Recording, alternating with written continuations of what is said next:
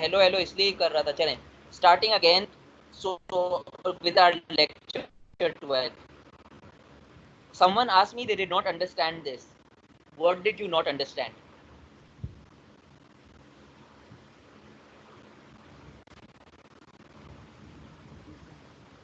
समझ क्या नहीं आई थी?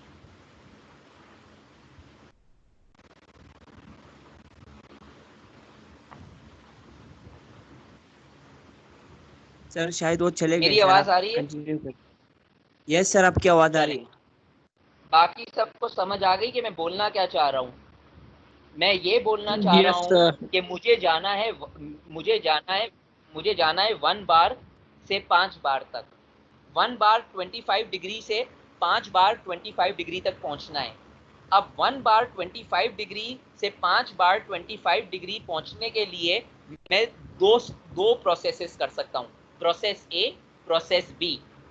प्रोसेस ए जो है वो दो में डिवाइड है। उसके अंदर मैं पहले कांस्टेंट प्रेशर करूंगा, उसके बाद कांस्टेंट वॉल्यूम करूंगा, सिंगल स्टेप नहीं है। और जो पार्ट बी है वो भी दो में डिवाइड है। वो पहले मैं कांस्टेंट वॉल्यूम करूंगा, उसके बाद मैं कांस्टेंट प्रेशर करूंगा, मगर जाऊंगा मैं उसी कंडीशन के ऊपर, स्टार्टिंग पॉइंट से एंड पॉइंट तक। यहां तक कोई मसला नहीं है। अब देखें, मेरा आपसे ये सवाल है, calculate the heat and work requirements. यानी मैं आपसे पूछ रहा हूं क्यू कैलकुलेट करें, डब्ल्यू कैलकुलेट करें, डेल्टा यू कैलकुलेट करें, डेल्टा एच कैलकुलेट करें। चार चीजें कैलकुलेट कर रहा हूं। Of air for each path, यानी मुझे इस पाथ के लिए कैलकुलेट करें, इस पाथ के लिए कैलकुलेट करें। आपकी आसानी के लिए मैंने आपको फॉलोइंग इंफॉर्मेशन दिया है। मैंने आपको ये इंफॉर्मेशन दिया है, the following heat capacities are assume to be independent of temperature. अब ये देखें, आपको CV की वैल्यू दी है 20.78 जूल पर मोल केल्विन, CP की वैल्यू दी है 29.10 जूल पर मोल पर केल्विन। इधर जो मैंने आपसे बात की थी ना वो सामने जाहिर हो रही है, CP is greater than CV, first point. Second point, अगर आप इन दोनों को सब्ट्रैक्ट करें, इन दोनों को आप सब्ट्रैक्ट करें तो आपका आंसर तकरीबन कितना आ रहा है? 8 पॉइंट समथिंग आ रहा है। अच्छा, अब यहां पर मैं आपको तीसरा पॉइंट भी बता दूंगा जो मैंने आपको बताया था पहले। मुझे आप ये बताएं, आप लोग के पास आपका कैलकुलेटर है इस वक्त?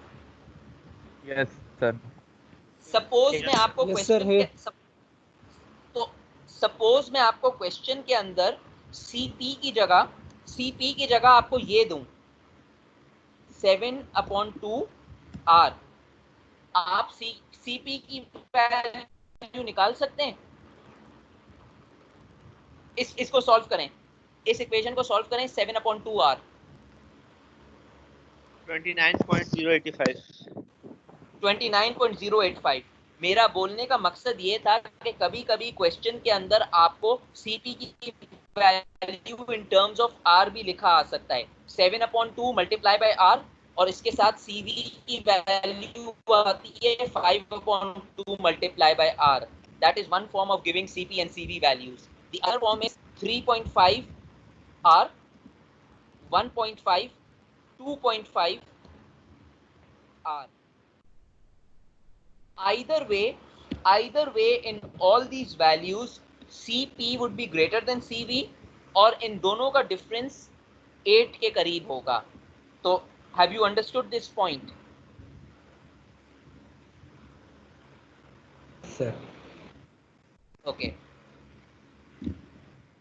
अब मैं आपको बोल रहा हूं, assume for air that PVT is a constant regardless of changes it undergoes at 25 and 1 bar। और मैंने आपको मोलर वॉल्यूम दी हुई है 0.02479 मीटर क्यूब। ये कौन सी मोलर वॉल्यूम है? कंडीशन 1 पे या कंडीशन 2 पे?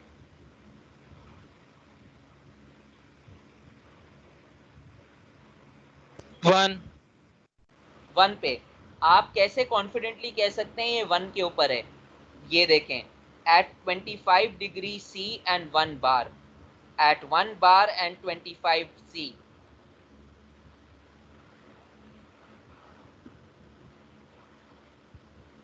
समझ आई? अब Yes, मेरा आपसे क्वेश्चन क्या है?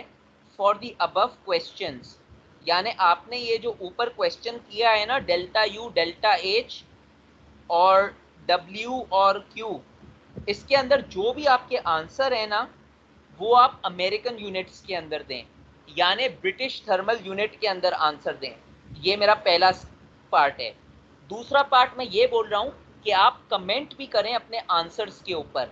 आपका जो आंसर ए है और आपका आंसर बी है, उस दोनों आंसर के ऊपर आप एक कमेंट करें, थर्मोडायनेमिक प्रॉपर आंसर मुझे एक कमेंट कर दें। ये मेरा आपसे सवाल है। सबसे पहले तो मुझे ये बताएं कि ये तमाम यूनिट कौन से यूनिट के अंदर हैं? मिक्स आ रहे हैं, कहीं पर केल्विन यूज हो रहा है, कहीं पे बार यूज हो रहा है, कहीं पर जूल यूज हो रहा है, कहीं पर किलो जूल हो रहा है। अगर मैं आपसे पूछूं बीटीयू के अंदर सॉल्व करें, दो तरीके हैं। एक तरीका तो यह है कि मैं बहुत कॉम्प्लिकेटेड कर दूं, जितने भी यूनिट्स हैं उन सबको मैं पहले अमेरिकन यूनिट्स के अंदर कन्वर्ट करूं, यानी ये मीटर क्यूब है, इसको मैं फिट क्यूब के अंदर कन्वर्ट करूं। जो प्रेशर है इसको मैं पीएसआई के अंदर कन्वर्ट करूं। एक अजाब का काम है, it is more tedious. I change it all into American units, तो automatically I will get my answer in American units. That is one way. Second way is much easier. आप क्या करें, आपको आंसर जूल का लाना है ना, delta H, delta U, Q और डब्ल्यू, आपको इन टर्म्स ऑफ जूल लाना है। जूल आपका क्या है? SI unit. जो आपका एसआई यूनिट है ना, जब आंसर आ जाए उसी को अमेरिकन यूनिट में कन्वर्ट कर लें, यानी जो भी आपका जूल है ना, उसको बीटीयू में यू कन्वर्ट कर लें। सारे आंसर को आप एसआई यूनिट के अंदर लेकर जाएं, आखिर के अंदर अमेरिकन यूनिट कन्वर्ट कर लें। That is much easier. तो I will use this option. अब इस क्वेश्चन को देखकर मुझे आप बताएं दो चीजें क्या इधर जाहिर हो सकती हैं। दो चीजें आपको क्या मालूम हो सकती हैं, या दो नहीं, तीन चीजें।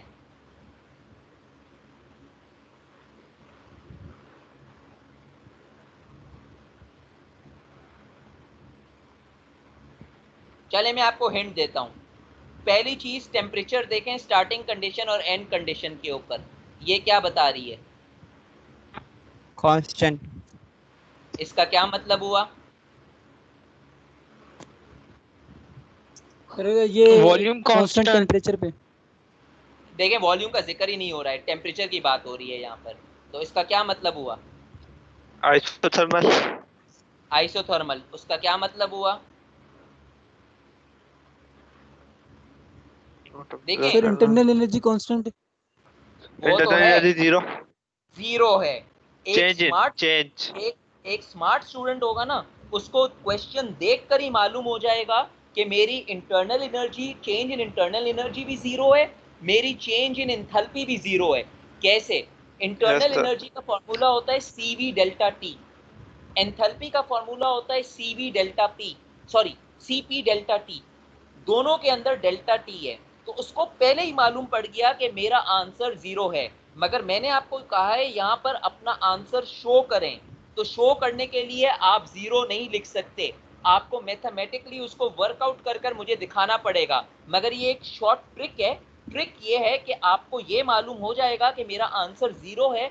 अगर मेरा आंसर जीरो नहीं है तो आपको मालूम है मैंने कुछ घपला किया है, क्योंकि आपको क्वेश्चन के अंदर मालूम है आइसोथर्मल कंडीशन है। तो पहली इंफॉर्मेशन तो आपको ये मालूम है कि आपको ये मालूम हो गया कि मेरा डेल्टा यू, डेल्टा एच दोनों जीरो होंगे, क्योंकि ये आइसोथर्मल कंडीशन के ऊपर हैं। सही है? ये बात समझ आई? कैसे मालूम है, किस तरह वर्कआउट करना है, ये मैं आपको अभी समझाऊंगा, क्योंकि ये पूरा सवाल मैं आपको लेकर चलूंगा। समझ आ गया कि जीरो क्यों होगा? Yes sir. Because yes sir. Isothermal condition. अच्छा, दूसरी बात, ये वॉल्यूम देखें, Is this the volume of unit? Sorry, is this in SI units the volume? ये वॉल्यूम है या क्या है?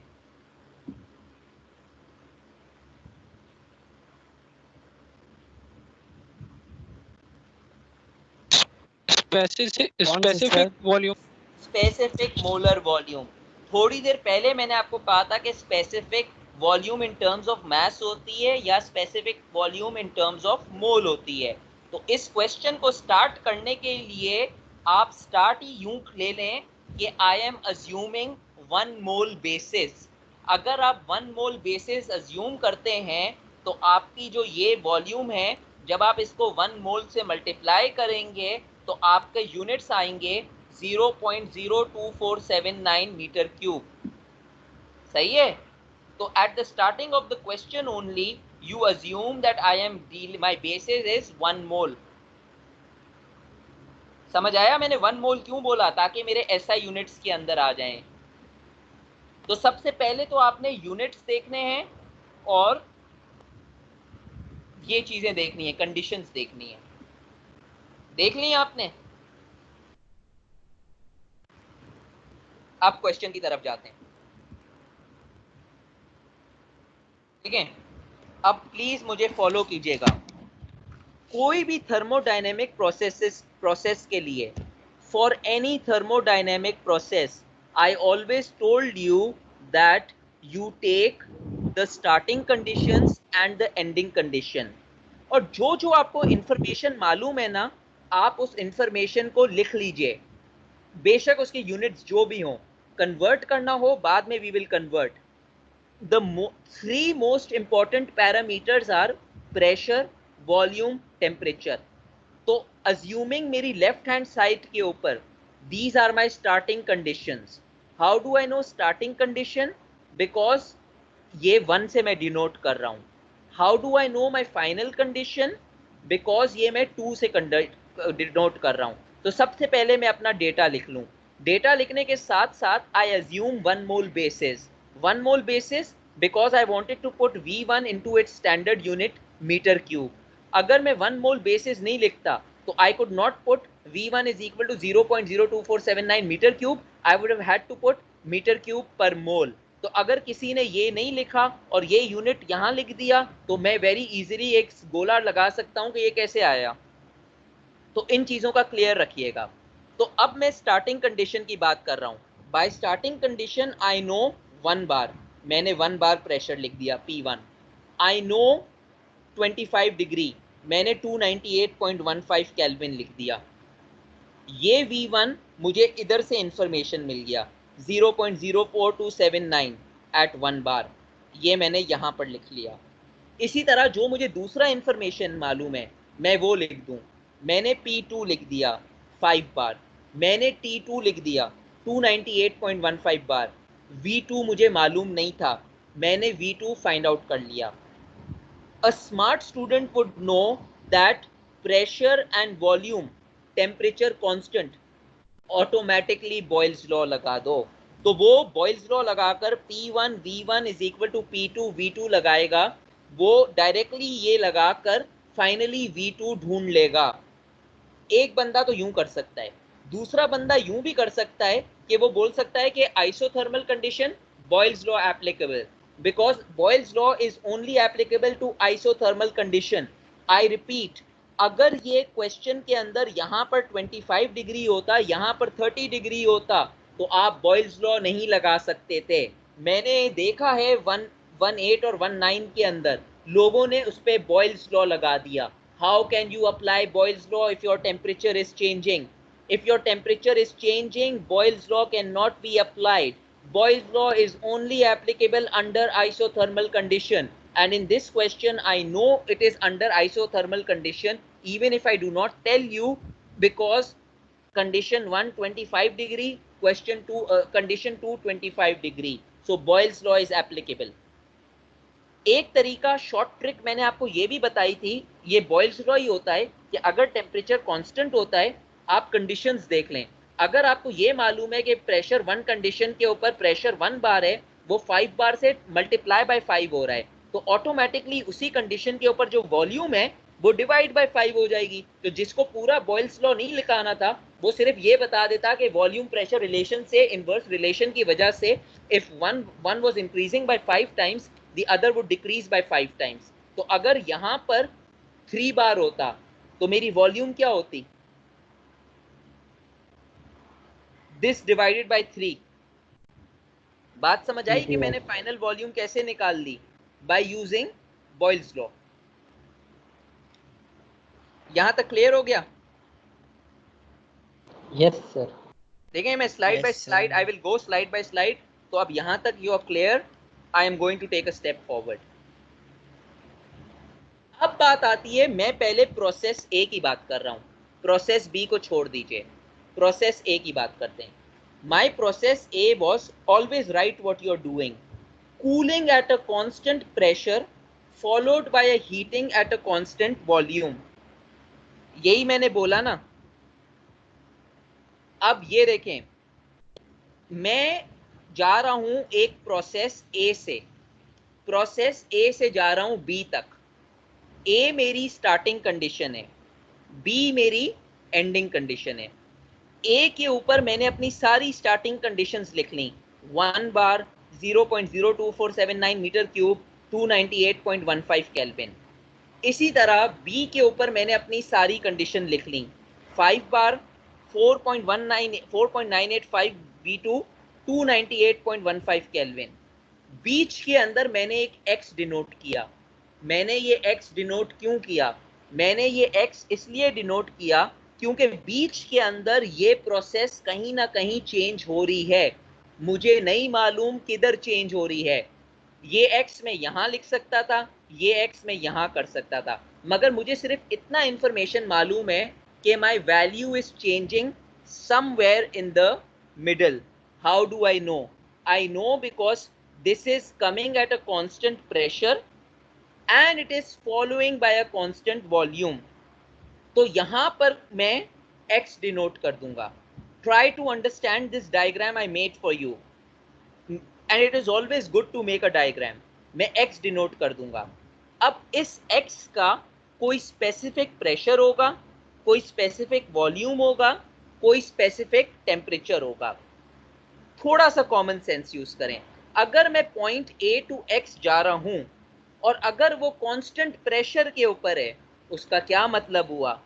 उसका ये मतलब हुआ कि जो X का जो A का प्रेशर है वो ऑटोमेटिकली X का प्रेशर है।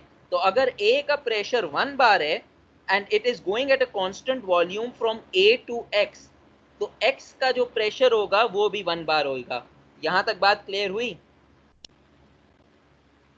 Yes sir. Yes sir. अब देखें, अब यही जो प्रोसेस है ये heating at a constant volume के ऊपर जा रही है। तो अगर मैं वॉल्यूम देखूं, तो अगर मैं A टू X जा रहा हूं और मुझे B पे जाना है तो ऑटोमेटिकली मुझे X टू B भी जाना पड़ेगा। यानी मेरी पहली प्रोसेस होगी A to X which is cooling at a constant pressure, मेरी दूसरी प्रोसेस होगी heating at a constant volume X to B। अब इसका जो वॉल्यूम इंफॉर्मेशन है वो मुझे बी की इंफॉर्मेशन से मिल जाएगा। अगर मुझे फाइनल वॉल्यूम मालूम है और मैं कांस्टेंट वॉल्यूम पे जा रहा हूं तो ऑब्वियसली मुझे मालूम है कि मेरी स्टार्टिंग वी की वॉल्यूम यही वॉल्यूम होगी जो फाइनल वॉल्यूम है, 4.958 इंटू 10 टू द पावर -3। यानी x का जो प्रेशर है वो a का प्रेशर है, x की जो वॉल्यूम है वो b की वॉल्यूम है। क्यों? इसकी इस कंडीशन की वजह से, constant pressure followed bye constant volume. यहां तक किसी को मसला कि मैंने ये कंडीशंस कैसे ली? No sir. नो। अब जो वाहिद चीज बची है वो मुझे टेम्परेचर नहीं मालूम है, इसके ऊपर मैंने क्वेश्चन मार्क लगा दिया। अब ये देखें, अब यहां तक आपको डायग्राम समझ आ गया। अब अगर मैं, अब यहां पर मैंने कुछ सिंबल लिखे हुए हैं, delta H, delta U, Q या W। अगर मैं A टू X जाता हूं तो इस लाइन के बीच में कोई ना कोई डेल्टा H होगा, कोई ना कोई डेल्टा U होगा, कोई ना कोई Q की वैल्यू होगी, कोई ना कोई W की वैल्यू होगी। अगर मैं X टू B जाता हूं तो x टू b के अंदर कोई ना कोई डेल्टा h होगा, कोई ना कोई डेल्टा u होगा, कोई ना कोई q होगा, कोई ना कोई w होगा। ये सब आपस में ऐड हो जाएंगे। अगर मैं डायरेक्टली a टू b जाता हूं तो मैंने डायरेक्टली लिखा कि कोई ना कोई w होगा, कोई ना कोई q होगा, और वो w would be sum of this w and this w, and wo q is going to be sum of this q and this q, but I can automatically say that delta h would be 0, delta u would be 0। a to b मुझे मालूम है लाजमी 0 होगा। कैसे मालूम है? a के ऊपर 298.15 केल्विन है, b के ऊपर 298.15 केल्विन है। जब टेम्परेचर चेंज ही नहीं है तो मुझे वैसे ही मालूम है कि डेल्टा h डेल्टा u 0 है, मगर मैं स्टेप बाय स्टेप जा रहा हूं। तो ये कहना करेक्ट है कि डेल्टा एच डेल्टा यू 0 है from A to B, but ये कहना इनकरेक्ट है कि ए टू एक्स 0 है, A to B X two B 0 है। दैट इज इनकरेक्ट, क्योंकि एक्स का कोई टेम्परेचर होगा, एक्स का लाजमी कोई टेम्परेचर होगा, और ये मैं आपको बता दूं कि ये सेम टेम्परेचर नहीं होगा, कोइंसिडेंटली सेम हो सकता है। बिलफर्ज अगर सेम हो जाए तो तब ये भी 0 हो जाएंगे, मगर अगर ये सेम नहीं हो तो आप कैसे कह सकते हैं कि a टू x 0 है और x टू b 0 है? इसी वजह से मैंने यहाँ पर डेल्टा h लिखा है, डेल्टा u लिखा है, क्योंकि a टू x का टेम्परेचर मुझे नहीं मालूम। आ रहा हूँ एक सेकेंड। सर अगर क्वेश्चन में कांस्टेंट टेम्परेचर गिवन है सर, तो थ्रू आउट द प्रोसेस के लिए कांस्टेंट होगा ना सर? बिल्कुल, थ्रू आउट द प्रोसेस, मगर मैंने ये भी तो बोला थ्रू है आउट में तो फिर एक्स भी जो है ना कांस्टेंट ही होगा ना? नहीं, यहाँ पर आप मार खा गए। मैंने कहा थ्रू आउट द प्रोसेस, मगर इसका मतलब कांस्टेंट टेम्परेचर ये है कि उस प्रोसेस जाने के लिए, मगर उधर ये भी लिखा हुआ है कि वो प्रोसेस पहुंचने के लिए एक कांस्टेंट प्रेशर भी हो रहा है और एक कांस्टेंट वॉल्यूम भी हो रहा है। अगर आपने थ्रू आउट कांस्टेंट टेम्परेचर रख लिया तो इसका मतलब अगर टेम्परेचर भी कांस्टेंट है, प्रेशर भी कांस्टेंट है, तो आपका सारा आंसर ही 0 आ जाएगा। एक ही वक्त में एक चीज कांस्टेंट हो सकती है, यानी कहने का मकसद ये है कि ओवरऑल प्रोसेस के अंदर टेम्परेचर कांस्टेंट है, यानी उसका इनिशियल पॉइंट और फाइनल पॉइंट, उस पॉइंट के बीच के अंदर वो कांस्टेंट नहीं है। जो बीच वाला पॉइंट है उसमें वो कांस्टेंट नहीं है, आइसोथर्मल प्रोसेस नहीं है। जी समझ आई? Yes sir. इसीलिए मैंने इस डायग्राम के अंदर यहां पर डेल्टा एच डेल्टा यू लिखा है और ओवरऑल के लिए मैंने 0 0 लिखा है। अब एक स्टेप आगे चलते हैं सॉल्व करने के लिए। पहले आप x टू b भूल जाएं, x टू b की बात हम बाद में करेंगे, हम a टू x की बात करते हैं। जब हम a टू x की बात करते हैं, देखिए क्लास 5 बजे तक नहीं जाएगी मगर 15 मिनट लग जाएंगे इसको। जब आप a टू x की बात करते हैं, दोनों में से पहला न्यूमेरिकल मैं करा रहा हूं, जब आप a टू x बात करते हैं तो मैं क्या बोल रहा हूं? मैं कांस्टेंट प्रेशर की बात कर रहा हूं। जब मैं कांस्टेंट प्रेशर की बात करता हूं तो आपके दिमाग में कौन सा लॉ आता है? प्रेशर वॉल्यूम टेम्परेचर आपस में किस तरह रिलेटेड हैं? अगर वॉल्यूम चार्ल्स लॉ अगर कांस्टेंट प्रेशर हो जाए, सही है, चार्ल्स लॉ आता है कांस्टेंट प्रेशर के लिए। और डेफिनेटली मुझे टेम्परेचर फाइंड आउट करना है, तो सबसे पहले मैं चार्ल्स लॉ लगाऊंगा।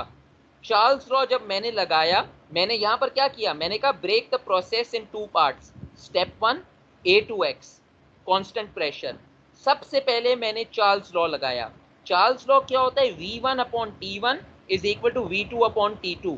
v1 मुझे मालूम है 0.02749, v1 मेरी a की वैल्यू है, t1 मुझे मालूम है, v2 मुझे मालूम है, यहां से मुझे v2 मालूम पड़ गई x की, जो मैं आपको एक्सप्लेन कर रहा था कि ये v2 की वैल्यू फाइनल v2 की वैल्यू से मिली।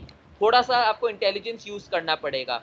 और यहां पर नोट करें, मैंने t2 नहीं लगाया है, मैंने डिनोट किया इसको tx से। t2 अगर मैं लगाता तो इसका मतलब ये होता कि वो b की वैल्यू हो जाती, मैंने इसको tx रखा है। तो मुझे कोई tx की वैल्यू मिलेगी, यानी कोई बीच की वैल्यू मिलेगी। बीच की वैल्यू क्या आ रही है? 59.63 केल्विन। ये बात समझ आई? ये वैल्यू कैसे आई? Yes, Clear है? sir. अब मैं कांस्टेंट प्रेशर और कांस्टेंट वॉल्यूम प्रोसेस लगा सकता हूं।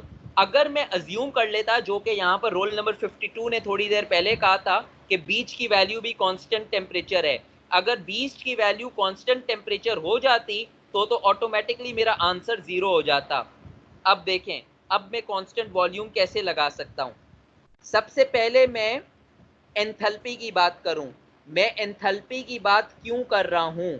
मैं एंथैल्पी की बात इसलिए कर रहा हूं क्योंकि मेरी जो पहली प्रोसेस है वो A2X कांस्टेंट प्रेशर की बात कर रहा हूं। कांस्टेंट प्रेशर में हमेशा एंथैल्पी की बात होती है। तो what is the law? The law is delta H is equal to Q, CP delta T is equal to Q। CP मुझे गिवन है क्वेश्चन के अंदर 29.10 into Q into delta T। Delta T क्या होता है? डेल्टा T होता है T2 minus T1। इस प्रोसेस के अंदर डेल्टा T क्या होगा? डेल्टा T होगा Tx माइनस T1, यानी A टू X जा रहा हूं ना, मुझे टेम्परेचर डिफरेंस लाना है। टेम्परेचर डिफरेंस होगा इसका टेम्परेचर माइनस इसका टेम्परेचर, यानी final temperature minus initial temperature. तो मैं क्या करूंगा? T2 Tx माइनस T1, मुझे कोई Q की वैल्यू मिल जाएगी -6941 joule, which is equal to delta H। ये समझ आई वैल्यू कैसे आई? Yes, sir. अब अगर मुझे डेल्टा H मिल गया तो मैं डेल्टा U ढूंढ सकता हूं। मैं डेल्टा U बिल्कुल ढूंढ सकता हूं। मैं डेल्टा U कैसे ढूंढूंगा? By linking enthalpy and change in internal energy. ये देखें, delta H is equal to delta U plus PV। अब यहां पर डेल्टा H की वैल्यू मुझे यहां से मालूम है। I have already found out the delta H value over here. Delta U I want to find out. P 1 into 10 to the power 5, इधर मुझे SI यूनिट करने लाजमी हैं, बिकॉज इसके बगैर सॉल्व नहीं होगा। What was my pressure? My pressure was 1 bar.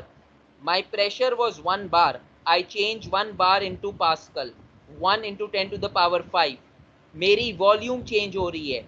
यहां पर देखें, मेरी वॉल्यूम है 4.958 into 10 to the power minus 3 at the point X. At the point A, my volume is this. So I put this formula in. When I put this formula in, मुझे इस PV term का answer -1981 jute mill रहा था। Delta U की value कितनी मिली? -4960 joules. यहां तक बात समझ आई? Yes, sir. -4960 जूल्स हो गई। ये क्या था? This was my change in internal energy and my change in enthalpy for A to X। इस वजह से मैंने यहां पर डेल्टा H और डेल्टा U लिखा था। मुझे ये नहीं मालूम था डेल्टा H डेल्टा U कितना है, मगर मुझे ये मालूम है आखिर के अंदर वो 0 हो जाएगा। अभी तक मैं आखिर में पहुंचा नहीं हूं, इसीलिए मैंने यहां पर delta H delta U signify किया है। सेकेंड स्टेज क्या है? अब मैं इस स्टेज को छोड़ दूं क्योंकि मुझे इंटरनल एनर्जी का चेंज भी मिल गया है, मुझे एंथैल्पी का भी चेंज मिल गया है। अब मैं बात करता हूं कांस्टेंट वॉल्यूम की।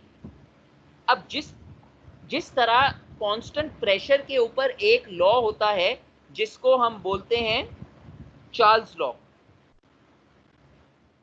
सही है? नहीं, ये तो बाद में, ये मैं सेकंड स्टेज करना भूल गया। सेकंड स्टेज यहां पर है कांस्टेंट वॉल्यूम का। कांस्टेंट वॉल्यूम के अंदर क्या होता है? Q is equal to delta U, यही होता है ना? Yes, sir. यस सर, क्योंकि वर्क 0 होता है। वर्क 0 हो गया। अब मैंने क्या किया? Q is equal to CV delta T। CV delta T, CV मुझे दी हुई है 20.78। डेल्टा T का मसला है। मेरी प्रोसेस 2 क्या है? मेरी प्रोसेस 2 यहां से लेकर यहां तक है। मेरी प्रोसेस 1 यहां से लेकर यहां तक थी। मेरी प्रोसेस 2 यहां से लेकर यहां तक है। तो इस कंडीशन में मेरा T2 और T1 क्या होगा? मेरा T2 क्या होगा? सर 298.15. 298.15 मेरा T1 हो जाएगा 59 पॉइंट जो भी मैंने ढूंढा था। कहने का मकसद ये, प्रोसेस 1 के लिए जो मेरा T2 था ना, वो प्रोसेस 2 के लिए मेरा T1 बन जाएगा। Process 1 ended from here till here, process 2 is coming from here till here. तो इसीलिए मैं क्या करूंगा, मैं 298.15 को, कहाँ गया, यहाँ है, 298.15 को यहाँ पर रखूंगा T2 और Tx को मैं रखूंगा -56.1 इसके अंदर मुझे डेल्टा U पहले मिलता है। डेल्टा U मुझे कितना मिल रहा है, 4958 जूल्स। सही है, ये 4958 जूल्स मिल रहा है। इसका मतलब ये हुआ कि यहां से लेकर यहां तक मेरा डेल्टा U 4958 जूल्स है। क्लियर है? Yes, sir. Yes sir. अब देखें, अगर मुझे मेरा डेल्टा U मिल गया तो मैं डेल्टा H भी ढूंढ सकता हूं। डेल्टा H कैसे ढूंढूंगा, बाय द एंथैल्पी फॉर्मूला। इसके अंदर मैं क्या करूंगा, वही चीज करूंगा। टोटल हीट ढूंढने के लिए, कहीं पर मैंने निकाला होगा, ठहरें, डेल्टा U निकाला। अभी मैं क्या निकाल रहा हूं, मैं फर्स्ट लॉ ऑफ थर्मोडायनेमिक्स लगा रहा हूं to find out the Q। First law नहीं, मैं टोटल Q निकाल रहा हूं। मैंने अभी डेल्टा U निकाल लिया, मैंने अभी डेल्टा H निकाल लिया, मैंने अभी दोनों प्रोसेस निकाल ली। अब मैं क्या कर रहा हूं, मैं टोटल Q निकाल रहा हूं। मैंने आपको क्या बोला था, टोटल Q क्या होता है? Sum of both internal energy. Not both internal energy, sum of the total energy. अब यहां पर देखें, यहां पर मेरा था, यहां पर मेरे पास कांस्टेंट वॉल्यूम प्रोसेस थी। कांस्टेंट वॉल्यूम प्रोसेस के अंदर मेरा Q क्या आ रहा था, मेरा Q आ रहा था डेल्टा H की वैल्यू। यहां पर मेरे पास कांस्टेंट प्रेशर की प्रोसेस थी। कांस्टेंट प्रेशर में मैं क्या लगा रहा था, Cp डेल्टा T लगा रहा था। यार ये, सॉरी, मैंने गलत आगे वाला डायग्राम खोल दिया। ये डायग्राम है। इस डायग्राम के अंदर स्टेप 1 क्या था, कांस्टेंट प्रेशर। स्टेप 2 क्या था, कांस्टेंट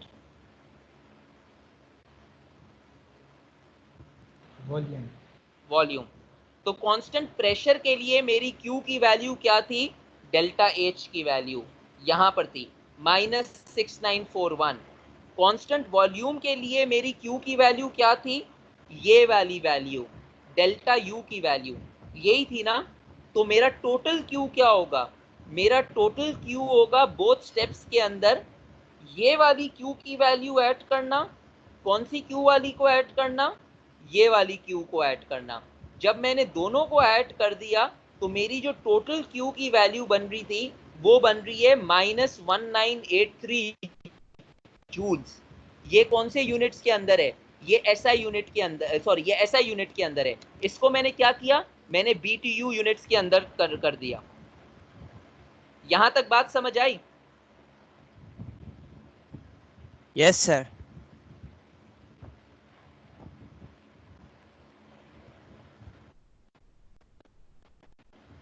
आवाज नहीं आ रही है सर आपकी। कैसे आई जी?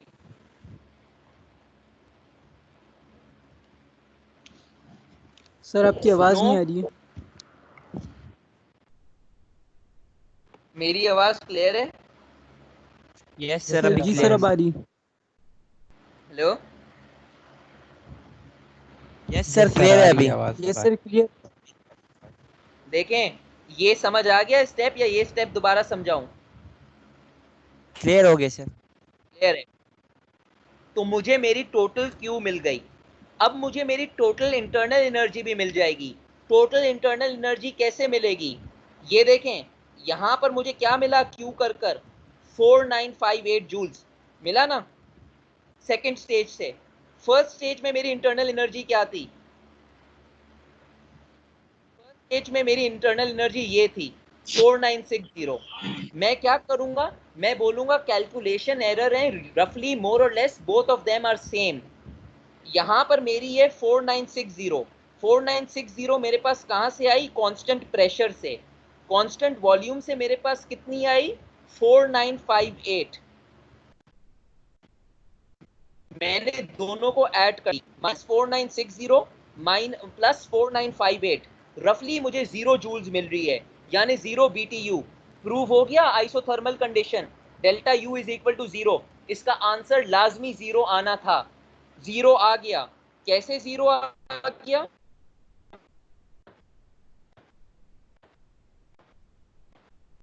सर आवाज नहीं आ रही है सर। पहली स्टेप की चेंज इन कांस्टेंट प्रेशर के ऊपर, पहले स्टेप की इंटरनल एनर्जी, ये समझ आई? आवाज आ रही है? अब आ रही है सर। इस तरह बाहर पहले पहले स्टेज से इंटरनल एनर्जी मुझे ये मिली, ये आपको समझ आई कैसे मिली थी? Yes sir. यस इसी सर। तरह दूसरे स्टेज की इंटरनल एनर्जी, दोनों को जब मैं ऐड करूंगा तो मेरा आंसर 0 हो जाएगा। तो मैं प्रूव कर सकता हूं कि दोनों का टेम्परेचर चेंज की वजह से आंसर 0 है। डेल्टा H के लिए मैं सिंपली ये लिख दूंगा, overall same temperature, there is no change. तो डेल्टा H भी मेरे पास 0 हो जाएगा। अब मैं क्या करूंगा? मैं फर्स्ट लॉ ऑफ थर्मोडायनेमिक्स में जाऊंगा, first law of W find out करने के लिए। फर्स्ट लॉ ऑफ थर्मोडायनेमिक्स क्या है? Delta U is equal to Q plus W। मैंने यहां पर 0 क्यों लिखा डेल्टा U? क्योंकि मेरी पूरी प्रोसेस का डेल्टा U तो 0 है ना।